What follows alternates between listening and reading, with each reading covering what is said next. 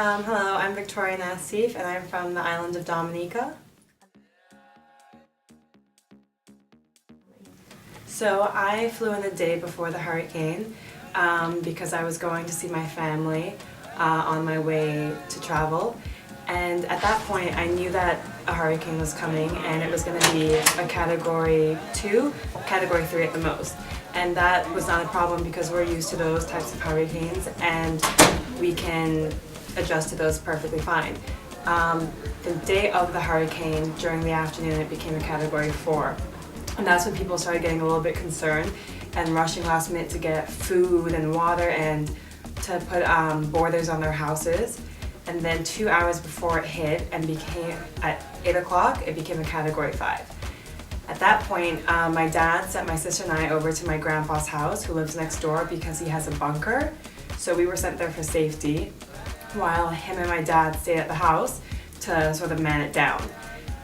Then during the first half of the hurricane, we started hearing these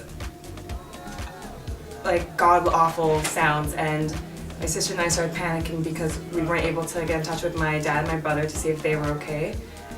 And we broke down a bit because, you know, we didn't know if our brother and our dad were fine, and we were at my grandpa's because it was a safer place. But even there, we were hearing his entire house upstairs being ripped apart. During the eye of the hurricane, my dad and my brother ran over to our house, to my grandpa's house, because they no longer felt safe at my house and part of our roof had gone. So they came over to my grandpa's and we went outside and looked around a bit to sort of see what was going on. And from there, we were already able to tell that the entire country was going to be in complete devastation, because we saw debris, not just from my grandpa's house, but other people's houses surrounding his house. His entire upstairs was completely gone. So except for that bunker he had downstairs, his home was gone. We all went back in for the second half of the hurricane. We all huddled up in a corner because everyone was covered in fear and anxiety, so no one could sleep. And we stayed up all night, all early hours of the morning until it was over. When the hurricane was over and it was the morning time, we went outside, we walked over to my house to assess the damage, and none of us could speak because Dominica is a very nature-friendly, eco-friendly island. We're called a nature island of the Caribbean, so we have very lush rainforests. So from my house, from every house, you just see these mountains full of trees. And when we looked around at all the trees and all the plants and everything, it looked essentially like an atomic bomb had dropped on the country, because every bit of green on the island was gone. The leaves were stripped away from the trees and we just saw brown everywhere. Every house was completely damaged. Mostly a lot of roofs were gone. And for the 2 weeks that I was in Dominica after the hurricane, there was no electricity, no running water. My family had to go bathe in the river for 2 weeks because that was the only way to get clean, and we would have to take buckets of water from the river, bring it to our house, and boil it, put chlorine in it to make it drinkable. And we lived in a relatively safe, stable house. The majority of people didn't, so their houses and their situations were even more horrific than mine. And the 3 days after the hurricane, there was no cell service on the island at all. So not only were we cut off from the entire world, but we were cut off from just communicating with each other. So I had other family members we wanted to check up on, and we couldn't. And one of my family members, he got severely injured during the hurricane because the river flooded and went through his entire house. And we only were able to hear through word of mouth that he had been injured and he needed to be evacuated. So it was from Dominicans sending a message throughout village to village, walking by foot because you couldn't drive anywhere, the roads were completely blocked. So it was them walking, transferring this message until eventually it was able to get to us, that we were able to hear that his situation, and we had to start coordinating when we got cell service back in my area. How do we get him out, and how do we communicate to him to get him out, because he didn't have cell service in his community the entire time he was there.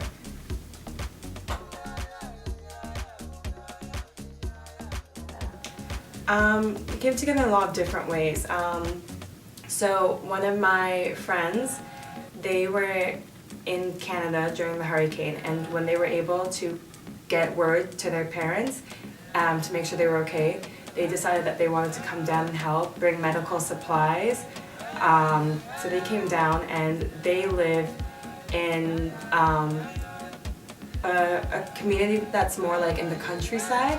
And I remember when I met up with my friends, they were telling me we could not be more grateful to be in the community that we are in, because it's the most beautiful thing seeing the people come together. The men are clearing the debris from the roads, because if you had to wait for someone else to do it for you, you wouldn't be able to leave your community for weeks.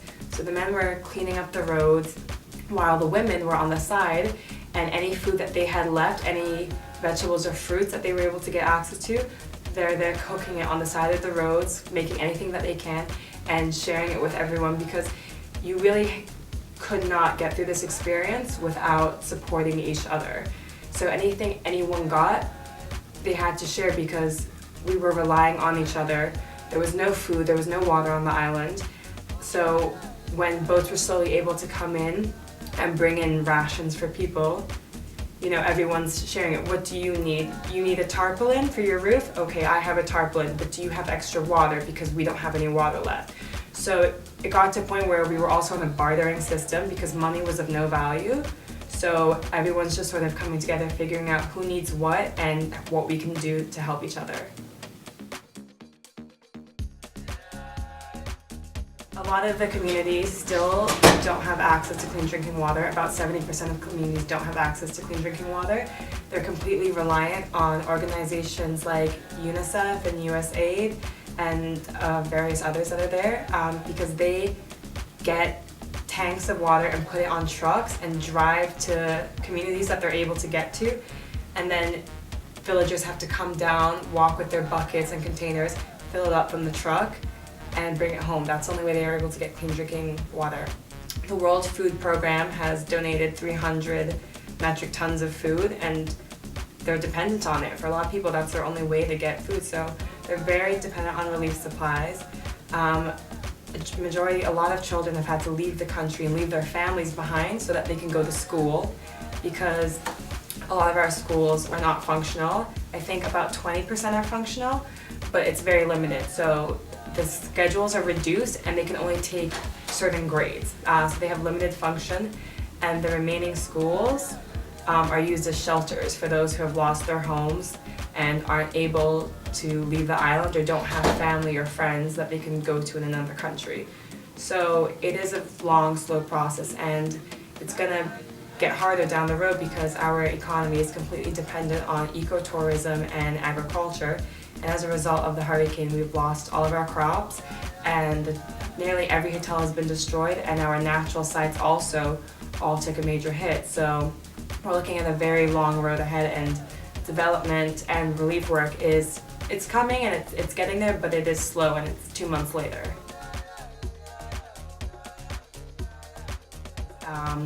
I know with Dominica in particular, after going through this, we're already a very eco-friendly and sustainable island, but after seeing something like this, the hopes is to be a completely green, sustainable country, and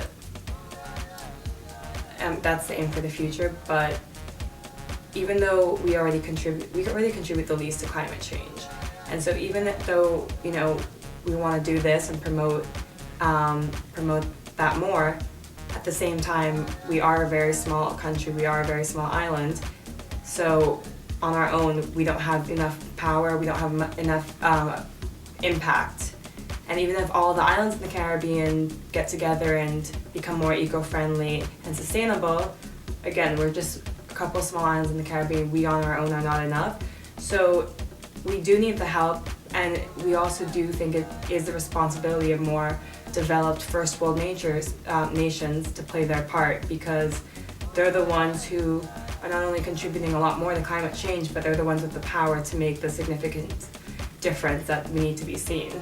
And they don't want to wait until it's their countries or their cities or their homes that are being destroyed. Take what's happened to Puerto Rico, Dominica, Barbuda, St. Martin. take what's happened to all of our countries and look at the devastation we've all gone through. Even look at Texas and parts of Miami as an example. That should be enough for you to say there's something wrong here and we need to start making changes, because the effects of climate change aren't happening later in the future. They're happening right now. And if we don't do something now and fast, then by the time we realize that it's real, it's going to be too late, because our countries and our cities and whatever are going to be destroyed in the end. So I really hope other countries can take the devastation we've gone through and take it as an example and make improvements.